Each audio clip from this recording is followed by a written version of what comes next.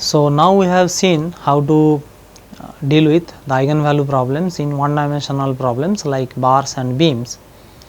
Now, let us go ahead and see how to handle the same in case of 2D problems.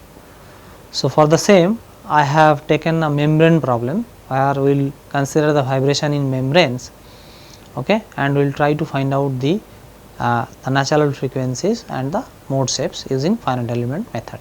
So, what is a membrane? Membrane is basically a 2-dimensional elastic structure, okay, which does not support the bending, okay, it does not have bending resistance, but if we keep it taut or under tension, okay, it can offer transverse stiffness, that is vibration. Okay. So, we will discuss about the transverse vibration of a membrane, okay, and you can look into the applications like the drum heads or the ear drum, okay, or even the microphone, alright. So, we have seen that how the membranes are used. Okay.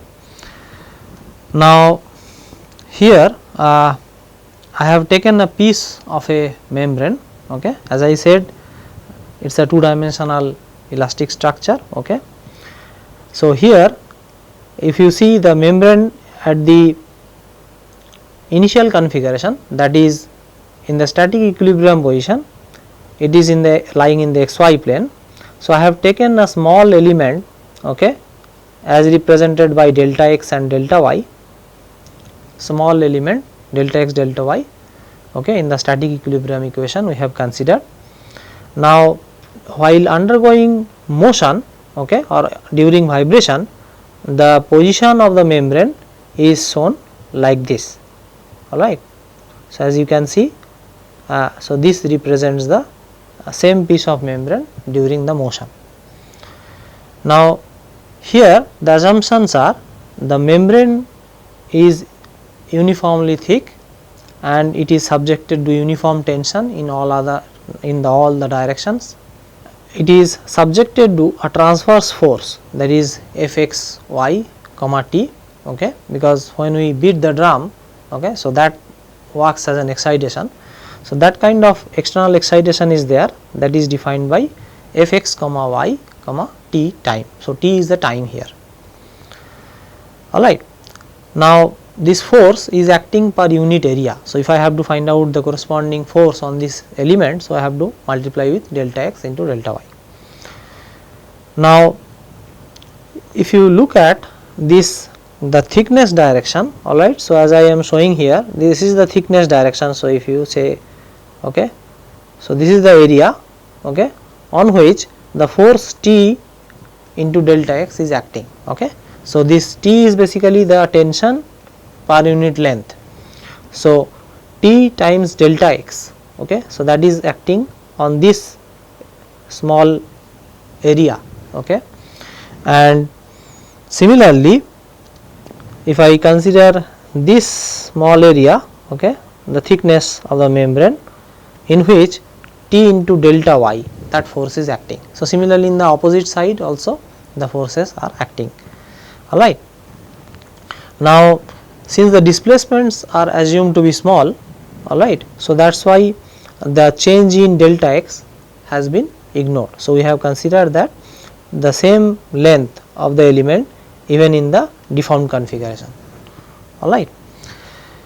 Now, so the coordinate at this corner is x comma y, alright, and if we look at this membrane from this direction, say along y direction, alright. So, we will see the membrane as drawn in the figure below, alright. So, this is the line or curve that we will see when we look along the y direction, alright. So, the forces, as I have already said, the forces are acting, that is T into delta y, but they have a different slope, alright. So, the slope at this point is del w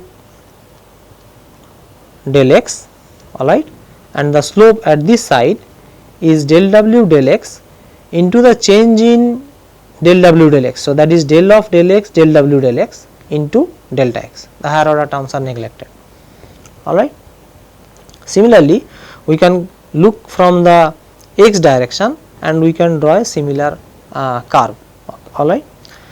Now, the displacement at this corner is w. So, the displacement here is w at x in plus del w del x at x into delta x, that is how it has been expressed, assuming that delta x is small, alright. So, similar figure we can also draw for the piece of the curve that we will see when we look along the x direction, alright. So, when we look along x direction we will see the forces, that is T into delta x, okay, acting on the opposite portion of the curve, alright. Now, so I have to find out the resultant force in the z direction, alright, because it is vibrating in the z direction. So, we have to find out the resultant force in the z direction. Now, if you see the T into delta y, that is acting at an angle del w del x here. So, the vertical component, okay, the vertical component, if I represent with red, so the vertical component here will be T into delta y, T into delta y del w del x, alright. When theta is small, sin theta becomes theta. So, in that case del w del x will be representing the theta. So, that then the force that is acting in the vertical direction. So, the force here acting is vertically downward direction. Similarly, the force acting on the other side, that will be vertically upward, that will be T into delta y into this angle, alright, fine. So, what is the resultant force that is acting due to T into delta w? So, that we can write as T into delta y, that is the force, and what is the change in the angle, that is del w del x plus del of del x del w del x into delta x, alright. So, that is in the right side first term. What about the left side? Left side the angle is del w del x, alright, fine. So, what we will get here is T into delta y into del of del x del w del x into delta x, alright. So, that is the force that is acting in the z direction, okay, when we look from the or when we look along the y direction. Similarly, when we look from the x direction, the force in the z direction will be T into delta x, alright, and what will be the change in the slope in that case, okay.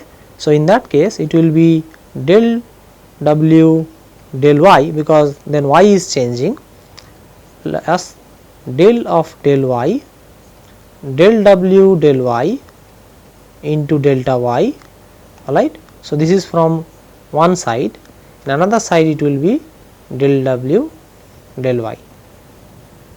Finally, what we will get?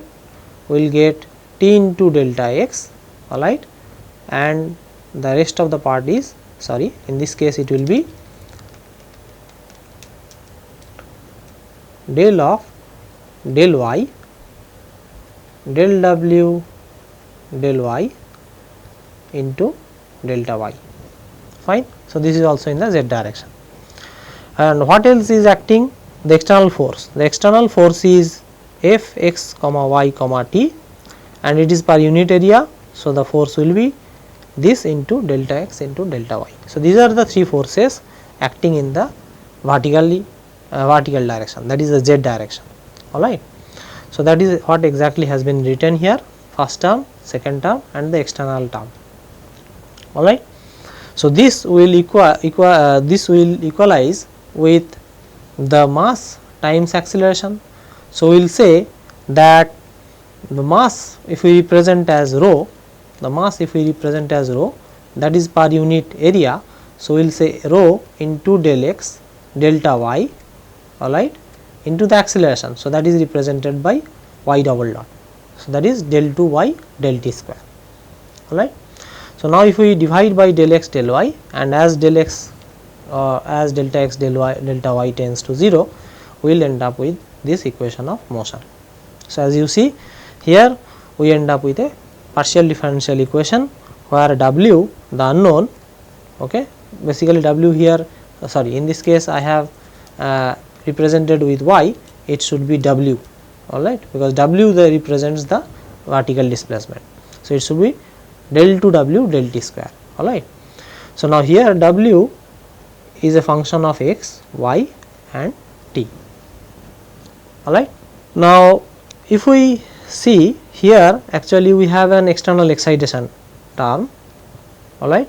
So, this has been written it should not be z here, okay, it should depend only on x and y, alright. So, as you see this is an external excitation term, alright, and in case of free vibration problem we will get rid of the excitation term as I said before. This represents the tension in the membrane, so that is per unit length, okay, and rho is the mass, okay, that is per unit area of the membrane. So, all these quantities are basically related to the system, okay. So, now if I rewrite this equation we get del 2 W del x square plus del 2 W del y square, alright, is equal to rho by t, alright. So, this t by rho has been written as c square and this is called the wave speed, okay, this is called wave speed, okay, the speed at which the vibration wave, okay, moves. So, this is 1 by c square into del 2 W del t square, alright. So, this is the equation that now we are going to solve, fine. Now, what we do first in the free vibration problem, we say that we will make use of the separation of variables. So, W, the response of the system, we write as one function that depends only on the spatial coordinate x and y, another function that depends only on the time. So, this is the temporal part, this is the spatial part, alright. So, if this is substituted in this equation, okay, the derivatives with respect to x and y, okay, will contain only the W part, okay. Here the capital W does not represent the weight function, the capital W represents the spatial part of the response, alright. So, you just make a note of it. So, capital W here will lead to these two terms, alright, whereas phi will appear here and will have the second derivative over phi, okay, with respect to t, alright. Now, in this expression what we have done, okay, all the terms that are related to the spatial coordinate we have taken it in the left hand side, okay, this thing, and all the terms that are related to time that we have taken it in this side, alright, and we will make use of the argument that the left hand side is equal to the right hand side for all x, y and t. So, obviously each of them will have to be constants. So, that is what we have written. So, that is equal to a negative constant, alright. The negative number has been chosen so that the temporal response is oscillatory, alright. So, if I make the left hand part is equal to minus lambda square, I get this equation, alright, and the right hand side this term if I equalize with minus lambda square I will end up with this equation. So, now we have two equations, alright. The first equation, unlike the earlier cases, is still a partial differential equation, alright. So, and that is what we will be solving using finite element method. So, here as you can see we have a constant term sitting here lambda square by c square, alright. So, this I will refer as k square for the time being, right, and this term if you see this is basically the Laplacian of W. So, that is the divergence of gradient of W, alright, and the second term remains as k square times W, alright. So, this equation we have rewritten in this compact form, alright. Now if I consider a membrane, okay, with all sides clamped means all side the displacement is constrained, okay, it cannot move.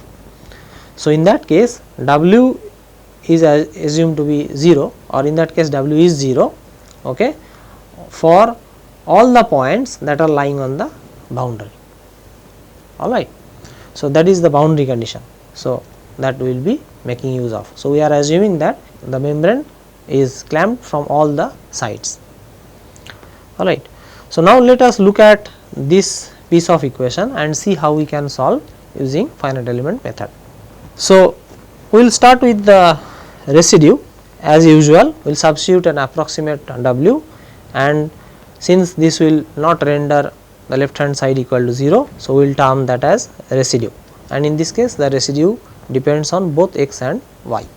Then we will make use of the weighted residual statement.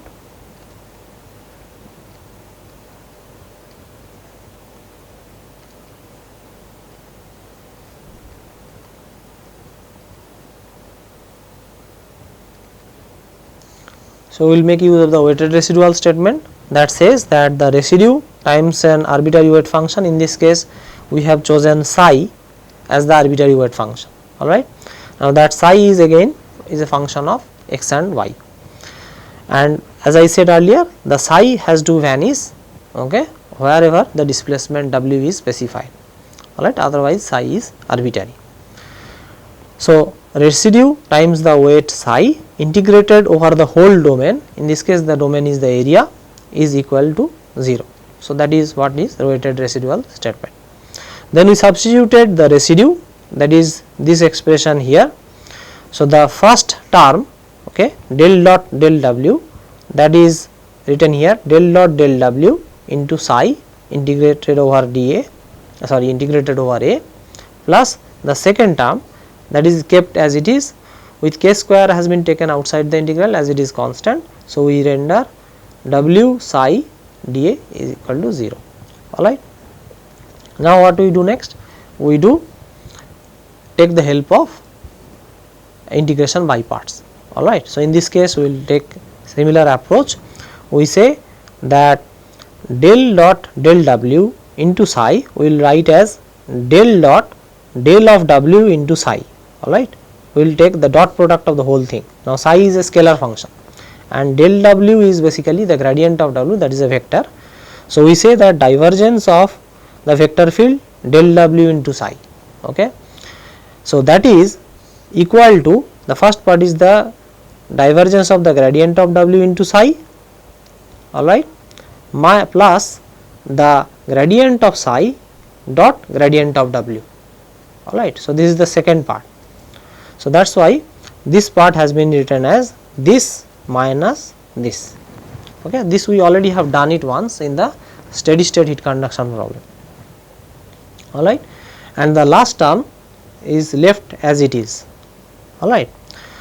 So now if you remember this term, basically we made use of the Gauss divergence theorem. We said the divergence of the vector field del W is basically equal to the normal component of the vector field del W dot n, okay, into psi integrated over the boundary, alright.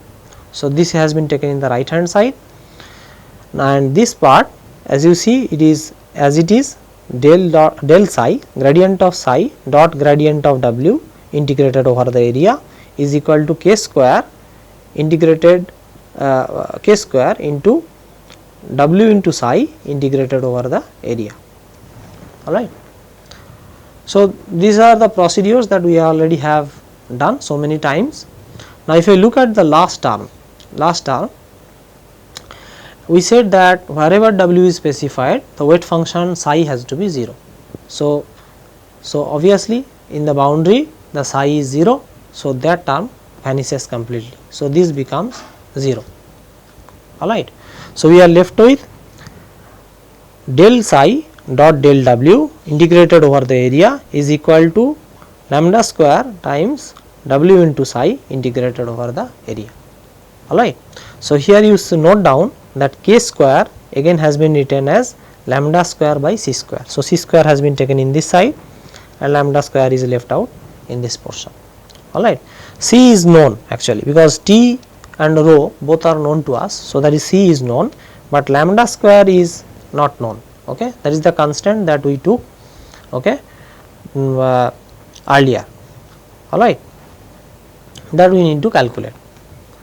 Now, once we get the weak form, so if you look at this, this is basically the weak form, alright, because the continuity requirement on W has reduced. Earlier we had second derivative of W, that is del 2 W del x square del 2 W del y square. Now we have only del W del x del W del y, alright. So, that is why it is a weak form. Now, what we will do? We will discretize the domain, okay, and we will represent W as a combination of some basis functions. In this case, since the continuity requirement is C0, so we will choose the C0 functions, alright. So, we will discretize the domain with triangles or quadrilaterals and we will choose some basis functions and we will represent W as a combination of them. So, this is exactly what has been done here. So, this is the weak form that we have derived just now. We will represent W as alpha j phi j, alright. So, here j is the number of unknowns. So, in this case j may go from 1 to n. So, it is n number of unknowns is here, okay, and the weight function will take one of those phi i's, alright, to represent the weight function psi. Now, we see that we have made use of Galerkin approach in this case, alright, because we are representing the weight as one of those phi i's that represents the displacement or the primary variable, alright. So, once we substitute this, okay, so W as alpha j phi j, what we get from here? We get alpha j gradient of phi j. So, this is exactly what we get, alpha j times gradient of phi j, and psi is substituted with phi I. So, that renders gradient of phi I in the left hand side. In the right hand side we get lambda square, W has been substituted as alpha j phi j and psi has been substituted as phi I. So, we got this term, alright. So, if I rewrite this equation, I get k I j alpha j is equal to lambda square m I j alpha j, where integral of this term, okay, this I am writing as k I j, and integral of this, okay, so that we are writing as m I j. So, this we got, okay, or this equation we got just by substituting the arbitrary function psi as phi I. Now, if I vary I from 1, 2, 3 to n, we get n number of equations, and those equations we are writing in the matrix form as k times alpha is equal to lambda square m times alpha, alright. So, this is a standard eigenvalue problem. So, what we have done basically, taking help of the separation of variables and the finite element approach, we actually got the corresponding eigenvalue problem of the original eigenvalue problem, alright. So, which was initially in the differential form, we got the corresponding discrete form of the same eigenvalue problem. So, now we know how to deal with it, how to calculate the eigenvalues and the eigenvectors, alright. Now, let us go ahead and for a given membrane problem, let us formulate the k and m, okay, and write a MATLAB code, okay, and see how we can calculate these eigenvalues and the corresponding mode shapes.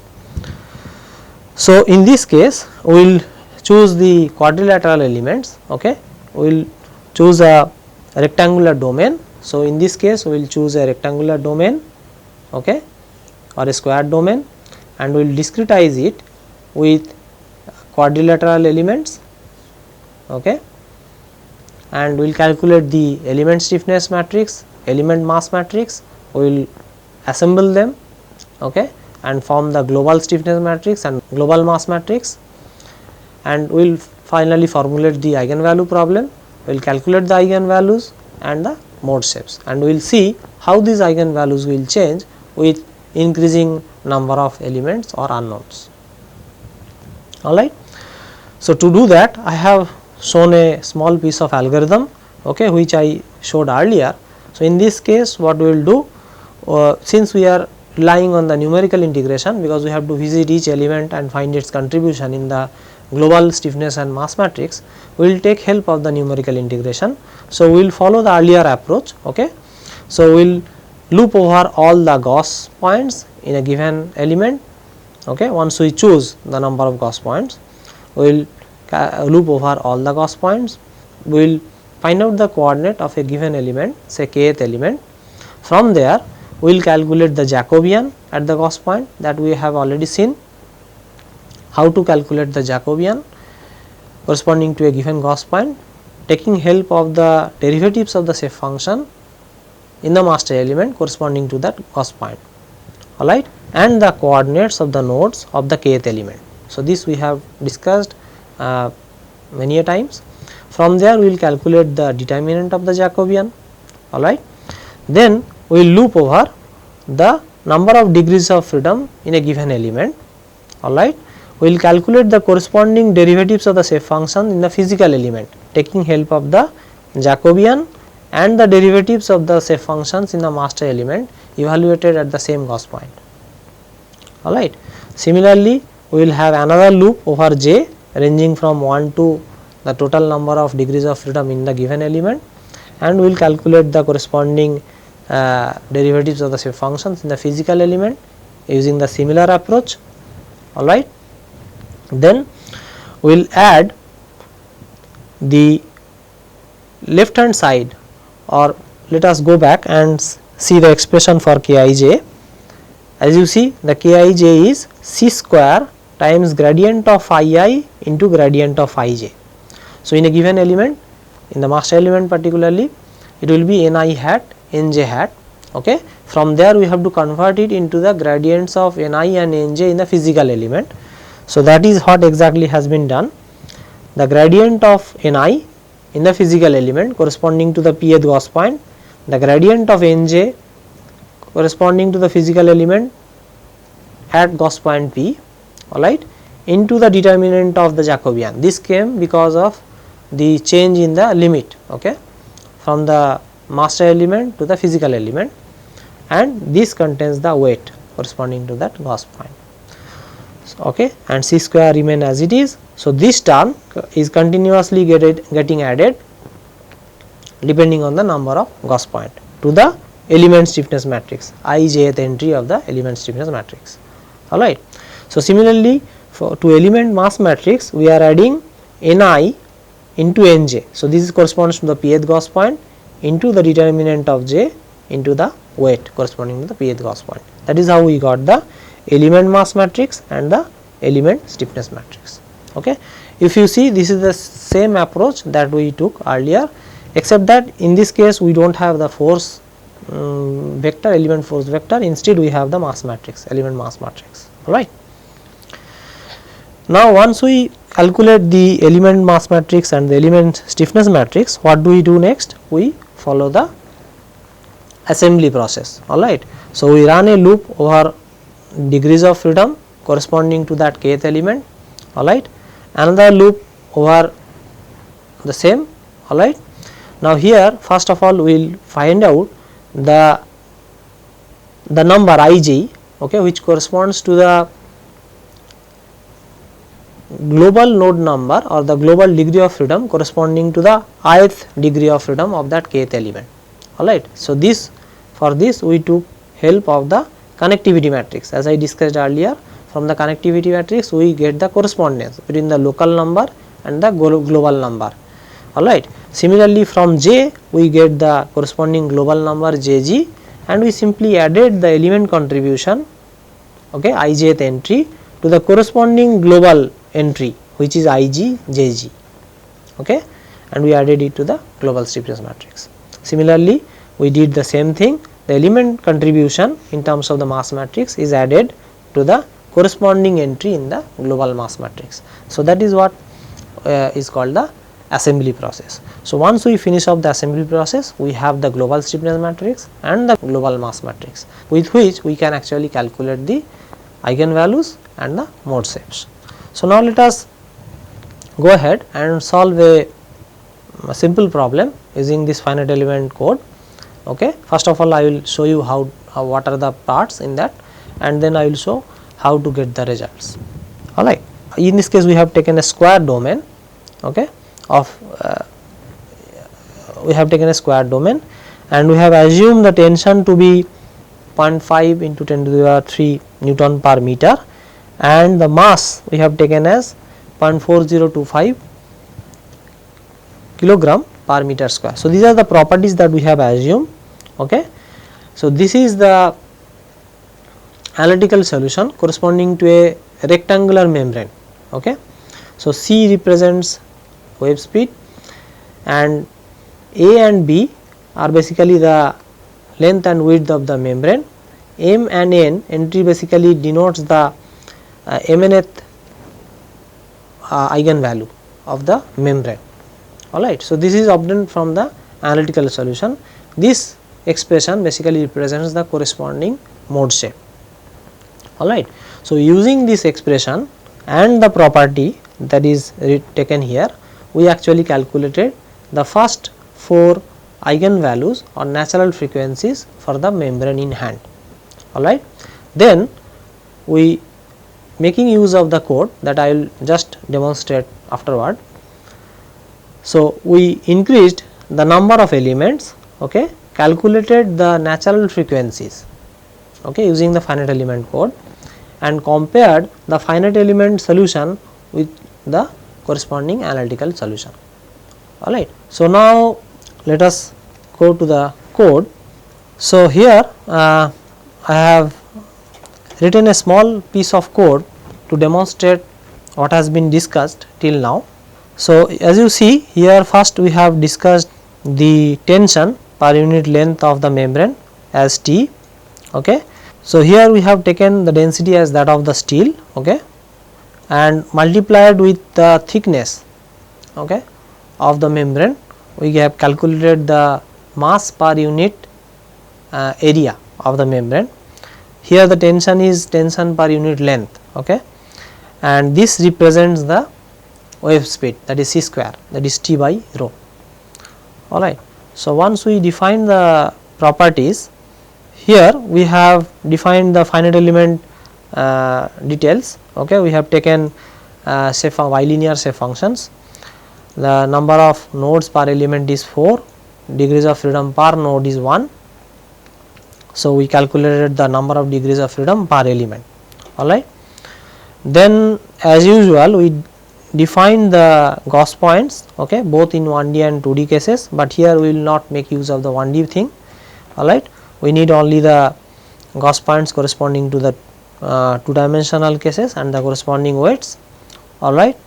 Then we calculated the shape function values and their derivatives, okay, in the master element corresponding to those Gauss points. Alright, corresponding to those Gauss points. Now, next we from this piece of code, actually we are loading a data file, okay, in MATLAB it is called mat file. So, from mat file we are actually loading the mesh data. So, as I discussed in the steady state heat conduction problem or even in the elasticity problem, okay. So, here we have defined the details of the mesh, that is the coordinates, okay, the connectivity matrix, the coordinate matrix and the boundary type. Then from the connectivity matrix we get the idea of total number of elements and the total number of nodes. Fine. Then we initialized the global stiffness matrix and the mass matrix, because we know the total size of the problem. Alright. We know in each node we have 1 degree of freedom. So, we know the total number of nodes in the domain. So, from there we calculated the total number of degrees of freedom, using which we initialize the stiffness matrix and the mass matrix. Next we will loop over all the elements, okay. As usual we will loop over all the element, we will visit each element and find out its contribution in the element stiffness matrix and the element mass matrix. So, we initialize the stiffness matrix and the mass matrix for the given element E, alright, as zeros. Then we took help of the numerical integration. Okay, just now I discussed in the slides. Okay, we calculated the Jacobian, okay, taking help of the derivatives of the shape functions in the master element corresponding to the pth Gauss point and the coordinates of the physical element, okay, of the particular element. We calculated the Jacobian. So, this I have already discussed in the earlier lectures, why the Jacobian or how can the Jacobian be calculated. Now, from there we calculated the determinant of the Jacobian. Then using this Jacobian, we calculated the gradients or the derivatives of the shape functions in the physical element from the derivatives of the shape functions in the master element. So, this we have done a couple of times, alright. Now, once I know the derivatives, so in this case these are basically the gradients. Then what do we do? Here we have loop over I and j, okay, and in each case the I ranging from 1 to the number of degrees of freedom per element, j also similarly from 1 to the number of degrees of freedom per element, alright. And we calculated C2 earlier, then we took the gradient of Ni, okay, and we took the gradient of Nj, okay, and take the dot product. If you see, this is the transpose operator. So, we took the gradient of Ni dot gradient of Nj, alright, into the determinant of j, exactly the what has been written in the slides, times the weight at the Gauss point P, alright, multiplied with C2, that is basically the contribution of that particular Gauss point in that element, alright, that we added to the element stiffness matrix in the ijth entry, okay, fine. Similarly, we took help of the shape function, ith shape function value and the jth shape function value. So, Ni times Nj, alright, then the determinant of j into the weight at the Gauss point P, that finds the contribution of that Gauss point in the element mass matrix. So, we added it to the element mass matrix ijth entry, okay, and we looped over all the Gauss points P. So, that is how we calculated the element stiffness matrix and the element force vector of that particular element K, and that we repeated, okay, for all the elements, okay, similarly. But going to, if before going to the next element, what we did, we actually added the element contributions, alright, to the corresponding global stiffness matrix and the mass matrix, alright. So, this I have already discussed how we did that. We took help of the connectivity matrix, okay, corresponding to the kth row, because kth row corresponds to the kth element and ith column corresponds to the ith node, alright. So, that gives us the corresponding global node or global degrees of freedom, because here we have the global degrees of freedom and global node as same, because we have one DOF per node, alright. So, we got the corresponding global number. Similarly, for j we get the corresponding global number. So, in those entries of the global stiffness matrix, we added the ijth entry of the element stiffness matrix, okay. Same thing we did with the mass matrix, alright.